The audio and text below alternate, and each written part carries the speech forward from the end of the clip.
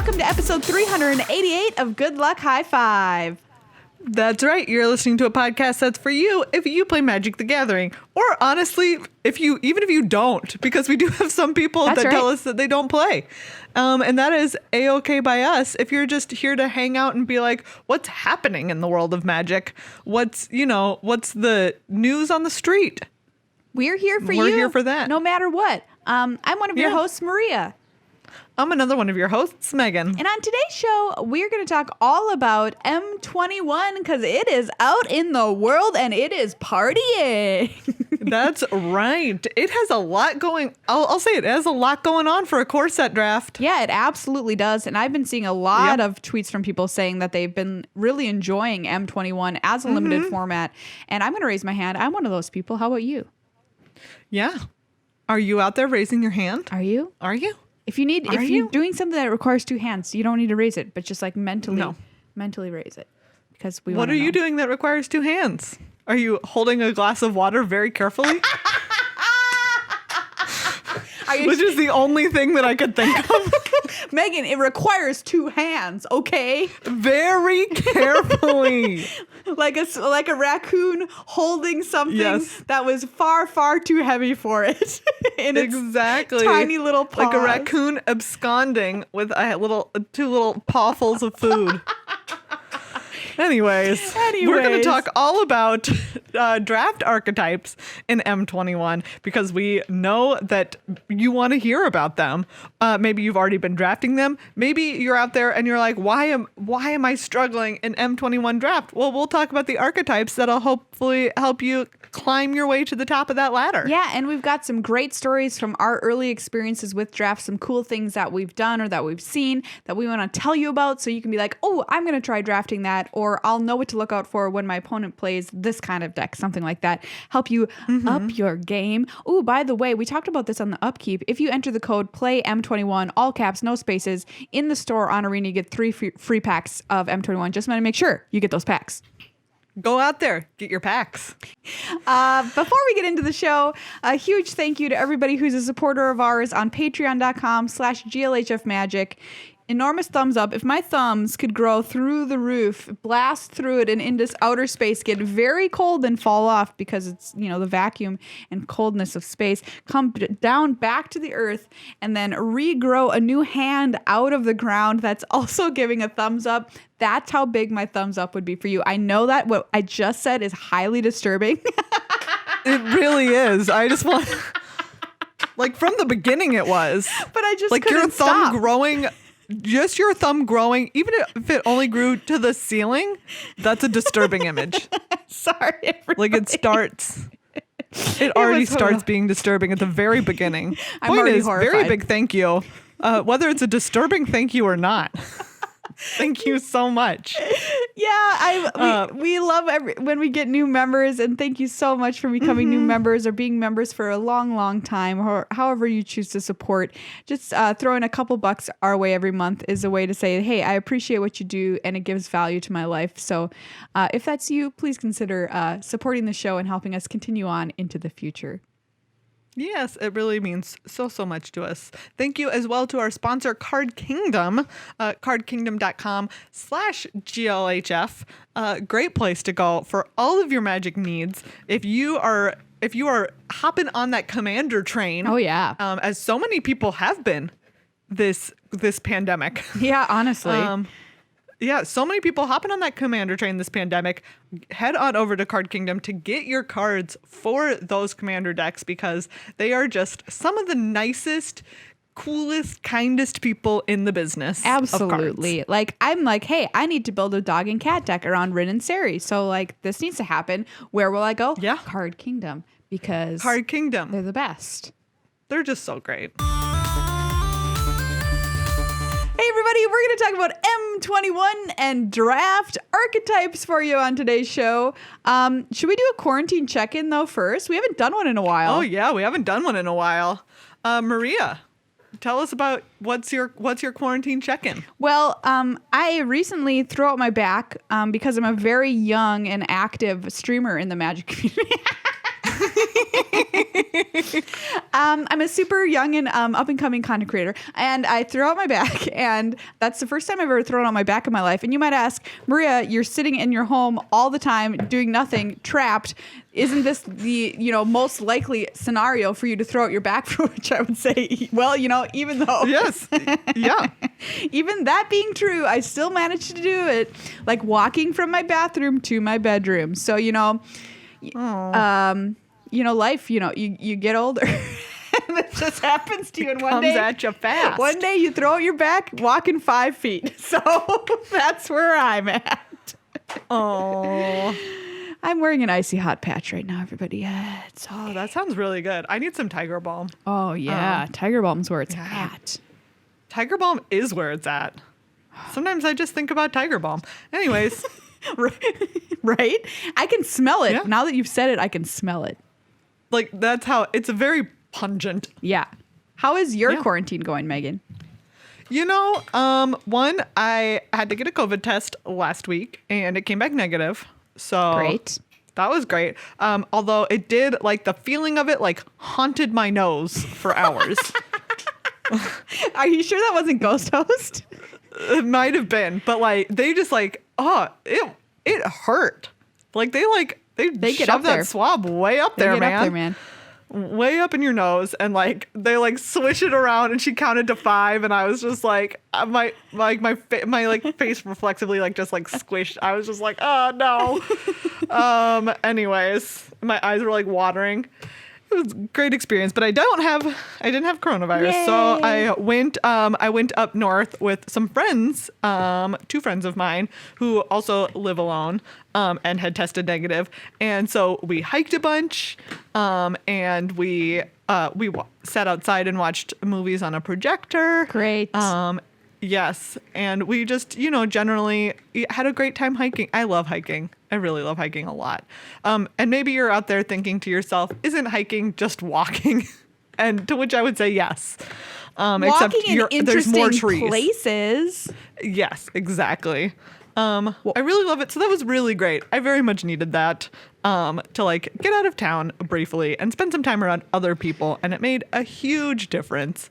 And I came back and now I'm like, I felt a little bit more prepared to just like manage this week. Well, seriously, I mean, honestly, when the whole world just blends together day into night, night into day, and there's no separation between work and home and whatever, it just is a recipe for bad mental health Disaster. Seriously. And like even just it really is. going to like we're here at our computer sitting down doing these episodes, you're just like, oh, I can't even, because like the weight of just this virus and the like, quarantine oof. in the world and everything is so hard to deal with. So like taking those little breaks for yourself, however you can find them, I think is super, super important. Yep. Like I love my desk. I love like it, like windows are right in front of it. It's like very nice, but even like I just spend so much time sitting at my desk. Yeah. Yesterday I was like, I can't do this anymore. Yeah, I know. Same. I'm here so many hours a day. And so like Yep. Man, will I be happy once we can even like just go to our, office. Oh, we can do an office update for you now too. Sorry. Oh yeah. We're taking so long What's to get the office into update, Maria? Hit us with the M21. good word. But yeah, so Or the bad or the word. bad word. Yeah, so we got a new office, as you may know. We had our office fundraising campaign. Thank you to everybody who helped us out with that. That money is still waiting there, ready to spring into action as soon as we spring into our office. But what happened is, it got partially burned during the unrest here in Minneapolis, and it's a very old building. So there was a question to like what was going to happen with it. And so it appears that they're going to try and rebuild everything that got burned and fix everything that got damaged, because our office got extensive flood damage. And then, of course, smoke damage throughout the building, that kind of stuff. Mold is something you have to worry about. Anyway, so the good news is they are going to try and fix it and rebuild it. The bad news is nobody knows how long that's going to take. like, or when it'll be safe for us to enter our space again and be there, the way that we want to be there. They've kind of barred people from entering the building right now. So we will let you know as soon as we know anything more about that, because we do want to get there and do want to start making more and better content for you. But right now, we can't. They won't let us in, and we don't know when it'll be fixed. Yeah. So we literally can't get inside of it. Yeah, we will keep you posted. Yeah. But that is the update. Also, on that. It created one of my nightmare, like, if we're just talking about like what are like classic nightmares that you've always had. I don't like freight elevators. They scare me. Oh, yeah. And nothing scares me more than an out of Commission. like a non-working, like an out of operation freight elevator. Just seems like a recipe for disaster. And sure enough, the flood broke the freight elevator in that building. And then it had like a bunch of like danger tape in front of like the giant gate that goes up and down, that just the gate that's between you and an enormous hole in the floor where the elevator goes. It was just like one of those things where like looking at it, I was like, wow, like this is like a visceral fear that I have for like really no reason. It is just like spooky, I'd give but it like a little bit of a reason. yeah. It's like a very deep visceral fear, and it was just like right there in front of me of like a non-functional freight elevator with a bunch of danger tape. It was like a zombie video game, honestly. That's what it Yes, looks it like really in there right did. now. Yes. I feel like you could literally have encountered exactly the scene that I was looking at in a post-apocalyptic video game. But don't worry, everybody. We will get your names up on our wall of Gods of Theros. Don't worry. It'll just be a little bit longer while we all weather this storm together. But enough about that. Let's talk about M21. Yeah. All right. So Maria. Yes. Hit me with your best draft. Hit me with your best draft. Yep. Way. All right, so my best draft in the format was, we're going to talk about archetypes here, and so I'm going to talk about it in the context of archetypes. It was a blue-red prowess deck, prowess or spells or tempo, however you want to call it. That was the deck I drafted, and I think, early on, at least in this format, this deck is regarded as the strongest archetype, so you might have a little bit of trouble getting it, but I did get it my last draft, actually, and it was fabulous. I built it around the card Double Vision, which is 5 mana for a red enchantment that says the first time on your turn you cast a spell, you get to essentially copy it and choose new targets for the copy. And so I was like, oh, we're doing this. We're definitely doing this. I got all of the cards you think that would be good with that. Honestly, it doesn't matter as long as it's a spell. It's going to be great with Double Vision. The best one was Finishing Blow, which is the... so I guess I was splashing black in this deck, which is 4 and a black for, destroy target creature or planeswalker, and doubling that was just the greatest day of my life. Seriously, unsubstantiate with that is just sick. It doesn't matter. Shock with that is sick. Who cares? What's the 3 mana exile it? The red card. Why can't I think of the name of it right now? It's the dragon something dragon's breath. It's a reprint too. Why can't I even remember it? I don't remember. It's a freaking reprint. Scorching Dragonfire. Yes. Yeah. Just double that. Like, go to town. I loved this deck. It was extremely strong. Experimental Overload was a super fun card in this deck that makes an XX weird based on the number of instants and sorceries in your graveyard, and then you get to return one of those to your hand. I would cast that card probably without even the first part of it. And Goblin Wizardry.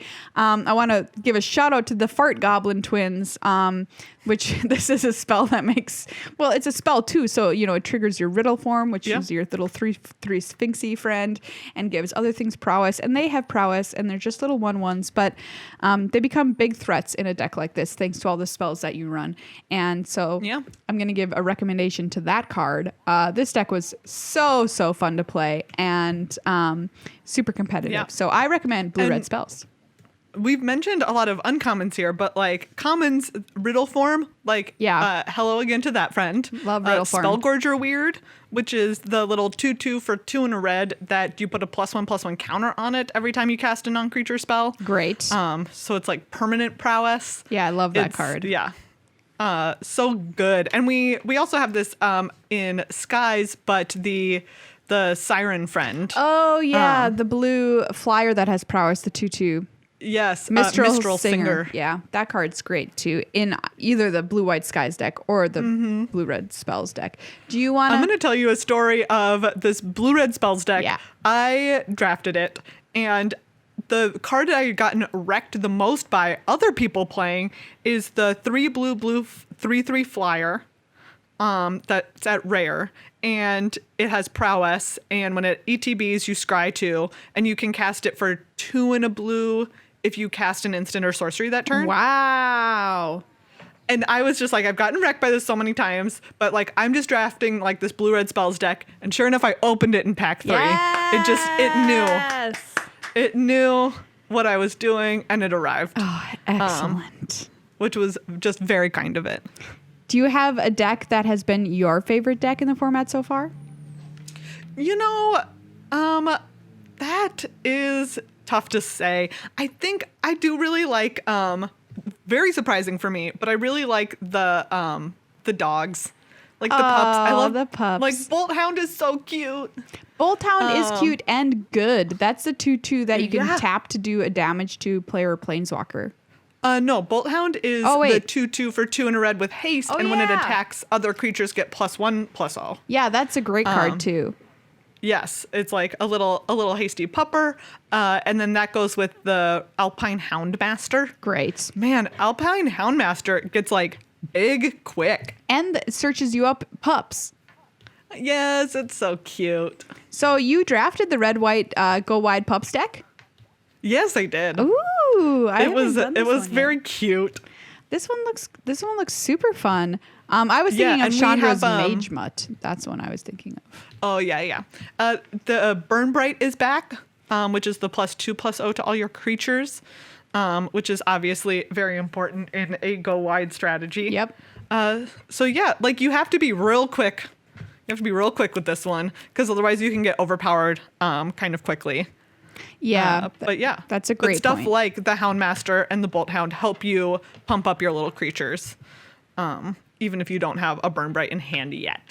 We've mentioned this deck a couple of times already, so let's just talk about it. Blue-White Flyers. It's a classic archetype. You'll see it across almost all core sets and, frankly, lots of expansion sets too. And this is no exception. It's a very easy deck to draft too, because it's a very clear forward path to victory. So newer players, I think, love this kind of thing. I love this kind of thing because I love evasion. And you just get like awesome flyers. You mentioned Mistral Singer, the 2/2 with prowess. Gale Swooper, it's a little 3/2 birdo for 4 that gives something else flying when it comes in.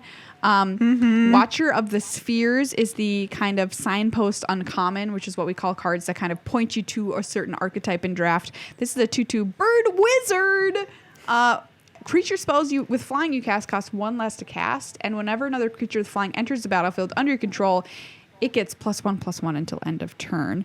Something I found fun in this deck too is the card Falconer Adept, that when it attacks, it's a little 2/3, but when it attacks, it makes a 1/1 bird token that's also tapped and attacking. Which, if you're able to get in there with this thing repeatedly, you probably just win, right? Yeah. We also want to point out Tide Skimmer. This is obviously my favorite card in this archetype. Oh yeah. Because for 3 and a blue, it's a 2/3 flying. Whenever you attack with 2 or more creatures with flying, draw a card. Great. And also like really good. Like you can play a flyer on 2, a flyer on 3, and then play this on 4 and like just draw a card right away. And it's so good. I mean, even like when you're like, for example, the Falconer Adept making these 1/1 birds will help you with this strategy too. Or stuff like Sky Spanner, which, you know, you can put in almost any deck, which is the 1/1 flying artifact that draws you a card when it ETBs. I put Sky Scanner in every deck. So do I. Like, Can't get I enough. don't think I have yet drafted a deck that doesn't have at least one Sky Scanner. You know in what? it. I think I have. This is also true of me. I'm pretty sure. Yeah. I just love it's that just card. so good. It's so good. Literally everything you could want in a card. Flying, colorless, draw a card. Great. Great. The blue-black deck is Yes, Megan? So good. It's so good. When this deck is good, it's really good. Yes. I'm talking specifically about the Reanimator one. Oh, okay. In this instance. All right, tell me about it. Oh man, there's just I got wrecked by this deck, and then I immediately did the thing where you like turn around and draft it. Oh yeah, absolutely. Because you're like, I want to try that. So Obsessive Stitcher is obviously like the big uncommon that is very good to have. Although you don't like, there are other ways to get things from your graveyard onto the battlefield, but this is one of the best ones. Okay. Because it also mills cards. So Obsessive Stitcher is the 1 blue-black for an, let me look it up real quick. Like I an want to make sure I don't get its stats wrong. Yeah, for an 03. And it has tap, draw a card, then discard a card, and 2 blue-black, tap, sacrifice it, return target creature card from your graveyard to the battlefield.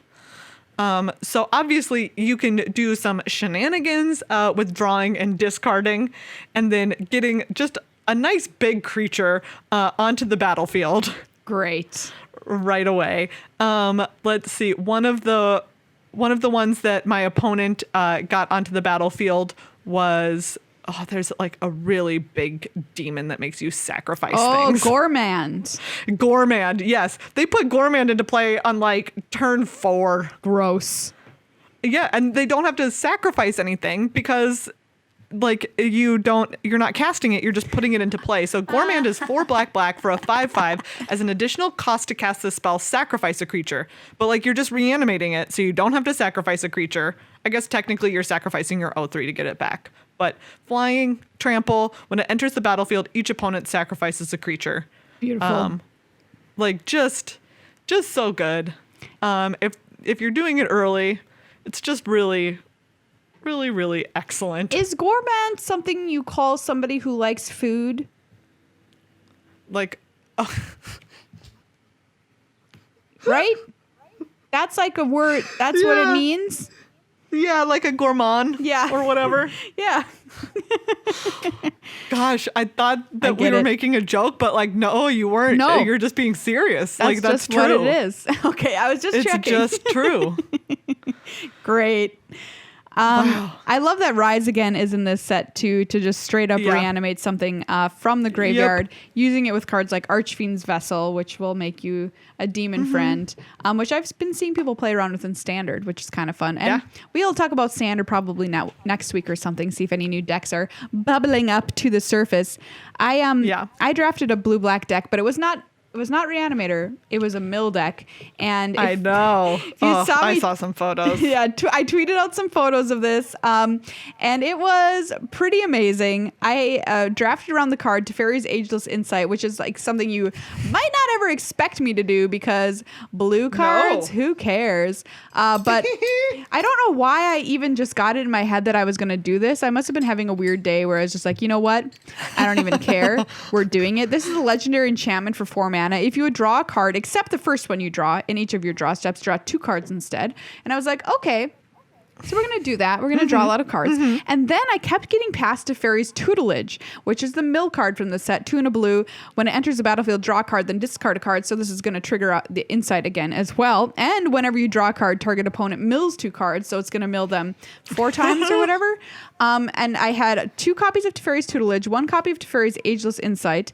And then I had about 1 billion copies of everybody's favorite draw spell, Frantic Inventory? Frantic Inventory. Yeah, draw a card, then draw cards equal to the number of cards named Frantic Inventory in your graveyard, which when you have, of course, the tutelage out mills them for 1 billion, and same with Teferi's Ageless Insight, mill, boom, boom, boom, boom. And I've never drafted a successful mill deck in my life, actually, until this deck. And it was incredible. That sounds like such a blast. Like, I need to go do that. Seriously, it was so fun. And the fact that mill is a viable strategy in draft, like a lot of times you're like, oh yeah, mill's in draft, but it's a joke. This is not a joke. This works. But it's a joke. You need to have a controlling deck, though. You've got to play your Wisconsin crabs, which is what everyone calls Wishcoin crab. 2/5 crab. And stuff like that, because Wisconsin crab. I haven't heard it called that, actually. Oh, Wisconsin crab. Wisconsin crab. Tastes great, blocks forever. And yeah, so just keep that in mind. You got to survive, but you're not going to win through damage. So don't even think about that when you're drafting your deck. You're going to win by milling them. So let's mill them. Right? Get all in. Oh, great. That, just sounds real It was good. epic. Yeah. Next up, we have Black Red Sacrifice. And so this obviously revolves around stuff like Deathbloom Thallid, which when it dies gives you a little 1/1. Great Village card. Rites, where you can sacrifice a creature to draw cards. Crypt Lurker is obviously a big one here, where when it enters the battlefield, you can sacrifice a creature or discard a creature card and draw a card. Excellent. I drafted this deck a couple of times and I didn't have a lot of success with it. And I was wondering maybe why this was. Could be user error. But also, I did notice that Traitorous Greed, which is what we call a threaten effect, meaning you take something from your opponent. And then, of course, in the sacrifice deck, you sacrifice it after you steal it, LOL. Mm-hmm. But it's at uncommon in this set. So perhaps this deck is a little too difficult to come together because of that fact. I don't know if that's 100% true, but that's been my early analysis. Because that's one of the big payoffs. Right. Is being able to take and then sacrifice your opponent's stuff for some kind of bonus or advantage. You do have, I really like Pitchburn Devils in this, which is, like the same kind of idea of like you can sacrifice your own creature, but you're going to get both the bonus off of the card and in this case, like a really nice effect, which is 3 damage to any target. Yeah. Pitchburn Devils is a great card. Pitchburn Devils, great stuff.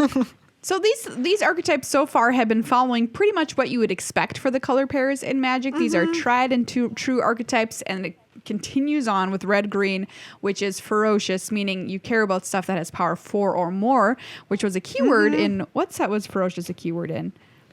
That was in the Tarkir block. Yeah. I don't remember which one exactly, though. So that's why we call it ferocious. A little shortcut there, even though it might not say that on the cards. Like, for example, Turret Ogre is a card that follows this theme. It's a 4/3 for 4, and it'll deal damage if you've got another 4-power creature on the battlefield when you cast it. I think it deals 3 or something like that, which is excellent. I want to say it deals 2 to an opponent. Let's see. Did I just make it way too good? Deals 2 damage to each opponent. Oh, okay. So, yeah, it's not as good as I said, but you get the picture of what it wants to be doing. Another card, which was one Judge Rob talked about, was Omery Dilophosaur or something, but what he called Picklesaurus. Picklesaurus, because it looks like a pickle. It looks like a pickle. It's got the face of a pickle and the body of a pickle. It's probably tastes like a pickle. No one knows what dinosaur meat tasted like. No, it could have tasted like a pickle. It could have tasted like a pickle. Do you ever think about dinosaurs, really? And then you're just like, how? Yes, but I also think that about people all the time. Yeah, well, that's fair. It's just like there was a race of dinosaurs on this planet for millions of years before the first human-like thing ever was like blink, blink, blink, and they lived a whole society. Like I'm gonna imagine they had libraries, they had government, they had. When you say society, it makes it sound like they had like cities. They had cities. They had community pools, and then they were all gone. They were all gone. Oh man, I read a really good article about a set of archaeologists doing an excavation in the Dakotas, like that basically was like, okay, if that asteroid hit and then like it pushed like this huge like earthquake and like swell of water, then there should be this place where there's like a lot of like really dense all put together like fossils and stuff like that, and he basically found a spot that was like that. I'm summarizing it poorly, but it was very interesting. That's cool.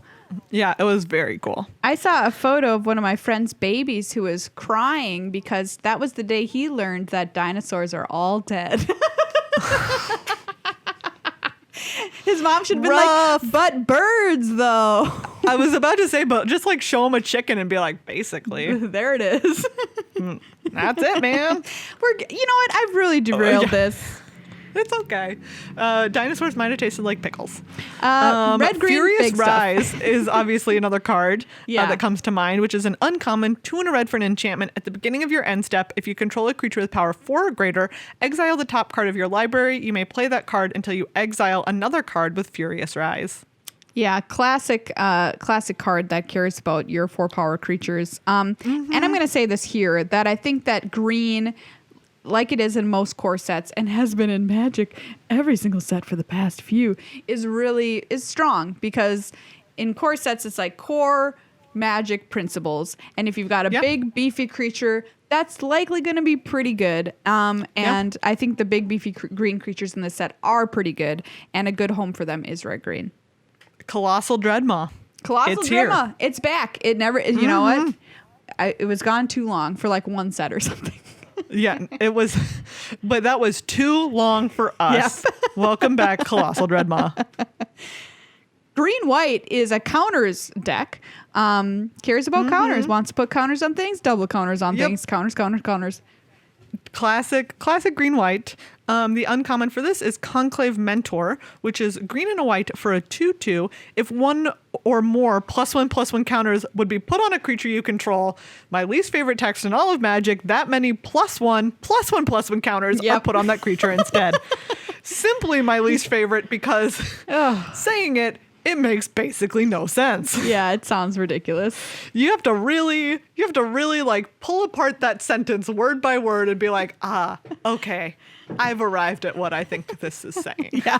If I was a new player, I would look at this and just my brain would melt out my ears and be like, I mean, I did have someone against me play this like into the little uncommon Hydra. Oh, that Hydra's great. Yeah, exactly. And like you play this on 2 and then you play that on 3, but it's like a 3/3 because it gets extra counters, so it was very good. Yeah, I've had an opponent do that as well. I want to find out what the name of this Hydra is, but yeah, it is called Wildwood Scourge. Wildwood Scourge, yeah, that's a super strong strategy. Pride Malkin, our favorite little high-stepping cat, is in this color combo. Pride Malkin is just so cute. I can't stand it. An Amazonian tweeted out a picture of Pride Malkin wearing a little rainbow collar and was like, "Pride Malkin's here for Pride," and I thought that was the greatest tweet I've seen in a long time. I can't with how cute this cat is. It's so cute. Anyways. Basri's Acolyte, we should mention too, in this archetype's really good, and Makeshift Battalion, which give out +1/+1 counters. Basri gives them to others because Basri's very nice. Makeshift Battalion puts them on herself because she's like, I'm getting these counters. These counters are mine. But this is another example of an archetype, much like Meghan's Red, White, Go Wide Pups, which says you've got to really load your bottom end, your early game up with creatures and tricks. Tricks, by the way, I've been seeing everybody running Hunter's Guile and blah, blah, blah, everything else. It's like tricks are everywhere. The Feat of Resistance, the number of times that card has ruined my life already is like very high. There's lots of 1-mana tricks in this set. Yeah, it's Feat of Resistance. Like, listen, it's gonna make you massively unhappy, like at least once. And I promise you that. So like, beware is what I'm saying. And with these aggressive strategies, go all in on them, because that's the way you're going to win with these decks, just because of the fact that there's bigger, more powerful things to be done. So you've got to smash early. This next deck I hope is good. I don't know if it is, but I want to play it white-black life gain because I want to play Indulging Patrician. Yes, that card is really cool. I also love the art on it. Just gorgeous. Yeah. But that being said, like this one feels like a slightly, I'll just call it like more subtle theme. Sure, yeah. Which I think life gain like does kind of tend to be. So yeah, like it's good. It's there. In white black, like you're always going to have a lot of removal, which is, you know, like very excellent. Especially in something like a core set where it is just like very back to the basics of like, oh, like lots of removal is good, especially against lots of big creatures. But that being said, like I feel like it's like a sprinkling of flavor for the life gain on the white-black deck. Yeah, I would agree with that. The removal in white, there's, some options. They're a little bit more conditional than other colors. Like there's a white exile effect for 5 mana that leaves them with a 1/1 soldier, which I think is pretty bad, honestly. Like sometimes you just need to be able to deal with something in white, but giving them a creature for your exile effect for 5 mana, I think is like really bad. Secure the Scene. That's the card I'm talking when I was like. I was thinking of, so there's Legion's Judgment, which is 2 and a white for destroy target creature with power 4 or greater. Yep. But more importantly than that, well, they do have Faith's Fetters, which Faith's Fetters and Swift Response. Because we have seen this effect before, except it was at sorcery, and now it is at instant speed, which makes it just like exponentially better. Oh yeah, absolutely. I think that this removal spell is quite good. Okay, so look out for that. Obviously, it doesn't do anything against creatures with vigilance, but like vigilance is again like a minor thing that's happening in this set. Like this will remove the bulk of things that you need to remove, and it's 1 and a white for an instant, and it says destroy target tapped creature. Yeah, absolutely. Like a million billion times better than Secure the Scene. Exactly. It is so good, and I've definitely I've played against decks where it just felt like they had endless copies of it. Oh no. And I was like, okay. Black green is Graveyard Strat, which is black green's classic thing. Likes to play around in the graveyard. Twin Blade Assassins. Go play in the graveyard. I wish I had goth parents. Have any goth? Yeah, goths certainly have become parents already. So like, did they stay goth? Were they like goth parents? If you are a goth parent, no goth parents, or are the child of goth parents, please tweet at us with the hashtag goth parents. We need photos. Like I really need to know. Did you name your child Midnight Moonbeam? Did you play Evanescence? No, like Moonbeam is like too. It's too uplifting. Exactly. During your birthing ceremony, bring me to life, it's apt. It's apt. But like this is a graveyard theme deck. It always has been. It always will be. Twin Blade Assassins is the build around uncommon here for green black, which is 5 mana for a 5/4. If at the beginning of your end step, if a creature died this turn, draw a card, which is nice because it's already on a pretty good 5/4 body.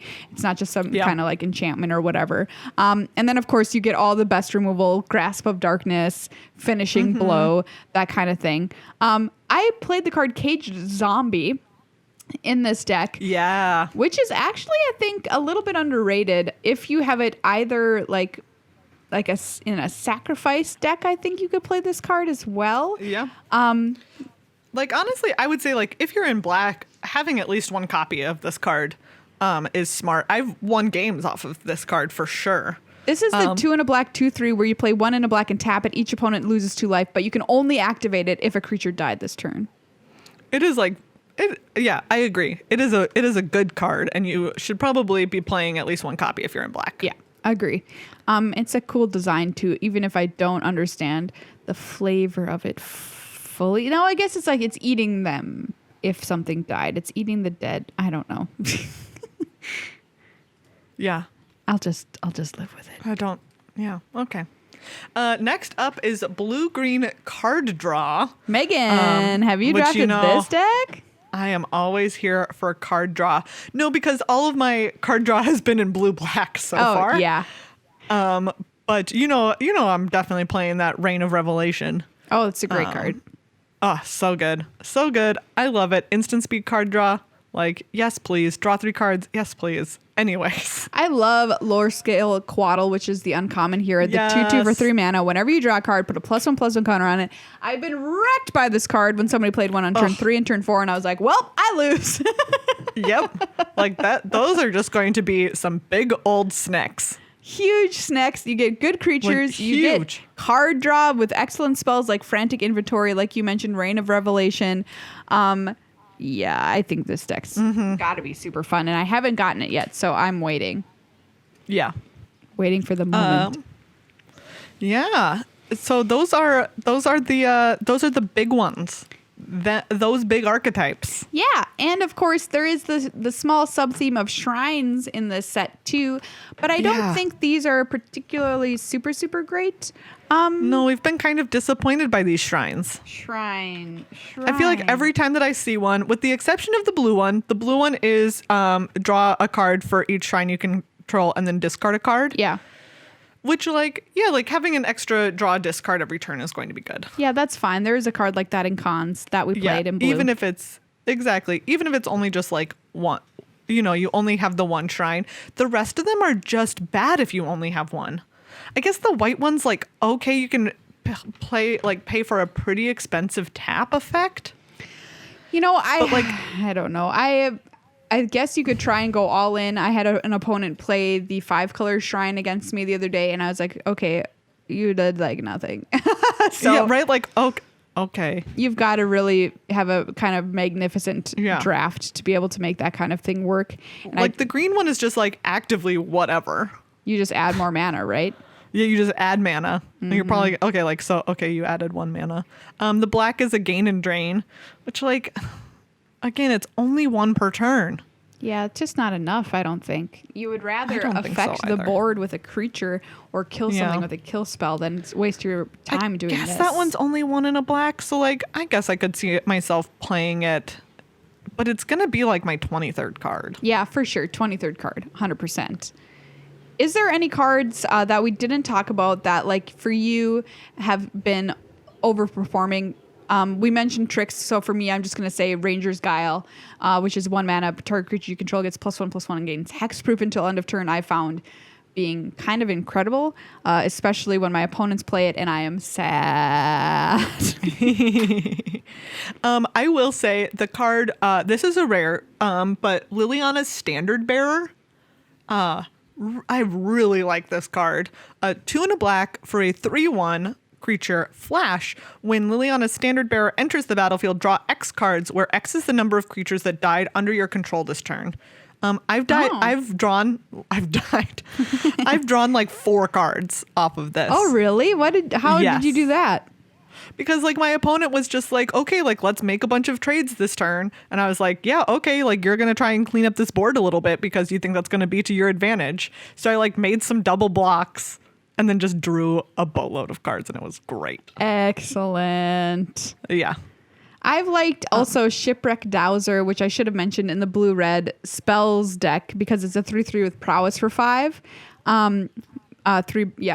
3 blue prowess. When it enters the battlefield, return target instant or sorcery card from your graveyard to your hand. Yep, that card is quite good. Quite good. And there's another blue 5-drop that's also excellent. Marshall loves this card, of course. Roaming Ghostlight, 3/2 flyer. When it enters the battlefield, return target non-spirit creature to its owner's hand. So it's like a mana war. But it's the flies and stuff. So sweet. Sweet. Yeah, I want to give a shout out to one of the classics, Snare Spinner. This is a 1 and a green for a 1/3 reach. Whenever it blocks a creature with flying, it gets +2/+0 until end of turn. Nice. We talked about the Flyers deck being such a big thing, and so many of them are 2/3s or about in that size range. And so having something that will block Flyers as a 3/3 is very good. My shout out here is going to be to Keen Glide Master, which is a 2/1. You can pay 2 and a blue. Target creature gains flying until end of turn. And the way that I like to use this card is with a card like Jeskai Elder, which whenever it deals combat damage to a player, you get to loot. Or Library Larcenist, whenever it attacks, draw a card. So I've used it in combination with those I've put it on the Larcenist. I've also used the 2 and a blue for an enchantment aura that... It gives +1/+1 in flying, and when it ETBs, you draw 2 cards and discard. Yeah, Rousing Read. Rousing Read. I really like Rousing Read, actually. Usually, you can be pretty iffy about auras because you don't want to get 2 for 1. But, that card does work. Yeah, absolutely. I've played a bunch of this card, and... Also, it's what Reed Duke's mother does every morning with a bowl of nice steel-cut oatmeal. I also want to give a shout out, also not a big equipment person, but Malefic Scythe. Oh, yeah. This card can get out of hand really quickly. I've had it be like super potent. It's 1 and a black for an artifact equipment. It enters the battlefield with a soul counter on it. Equipped creature gets +1/+1 for each soul counter on Malefic Scythe. Whenever equipped creature dies, put a soul counter on it. Equip 1. And it's just the fact, like, it's so cheap. It only gives +1/+1 at the beginning, but it's so cheap to equip. And, like, it makes your opponent's decision so hard of just, like, oh, do I really want to trade with this creature? Because, like, then this, equipment is going to get bigger, and it's so cheap to re-equip onto just something new. Yeah. I've been very impressed with this card, and I did not anticipate being impressed because, again, most equipments I think are, like, fine but not excellent, and this one is really quite good. Well, if you have anything that you've drafted that you think is super sweet, or you're like, hey, here's a cool combo that I pulled off, or anything you want to share with us, please do. You can tweet at us at GLHF Magic. We'd love to see your decks or anything neat, your screenshots that you have taken while playing M21, because, we want to do it too. So, let us know. Mm-hmm. But yeah, I've had a lot of fun drafting this set so far. Even though it's a core set, I don't think it's a boar set. Core sets, not boar sets. That's the hashtag. It's a I want more set, Mm-hmm. Okay, I'm done. Well, everybody, that's this episode of Good Luck High Five. Thank you again so much for hanging out with us for another fabulous week. If you want your news, make sure to check out our other podcast, The Upkeep, which comes out every Monday. All the magic news you need in 10 minutes or less. And, just thanks for being there and hanging out with us while you do whatever you do. It means a lot to us that you're there. And if you get something out of the show every week, please consider becoming a patron over on patreon.com/GLHFmagic. It would mean the world to us. And it'll probably brighten your day as well, too. Drop your own quarantine updates in our Discord. If you're a patron, tweet them at us. If you're not, let us know what's going on in your quarantine life. I would love to know, because we're all in this together, and we're all going to get through it together. Like I said, corn life. Corn life. You know what's going on in your corn life. I have had sweet corn the other day for the first time in a long time. Oh, it was so great. Like, really good sweet corn. I never appreciated it until, I'll be honest, you can't appreciate great sweet corn unless you're in the Midwest. Yeah. Or you're getting it from the Midwest. I certainly never did until I moved up here, and I was like, it's a different ball game. Yeah, it completely is. You're all of a sudden you're like, oh, now I understand why we eat this otherwise kind of underwhelming, vegetable. Yep, you got Fruit? Is corn? Well, there's all those vegetables that you learn as a kid it's a vegetable, but you grow up and you find out it's been lying to you this whole time it's a fruit. I'm looking at you, tomato. Is corn a berry? Is corn a seed? What is corn? What is corn? I'm gonna Google what is corn, and it's gonna be like, what is corn? Google's just gonna be like, what kind of dumb question is this? Can you imagine though having Google when you were little? You would have asked it stuff like this. Whole corn, like you eat on the cob, is considered a vegetable. The corn kernel, where popcorn comes from, is considered a grain. Okay. Oh, so when it's... So apparently corn is a vegetable, a whole grain, and a fruit. Nothing matters. Everything's a lie. Well, that's the conclusion of 2020. And it can be summed up in one word. Corn. Corn.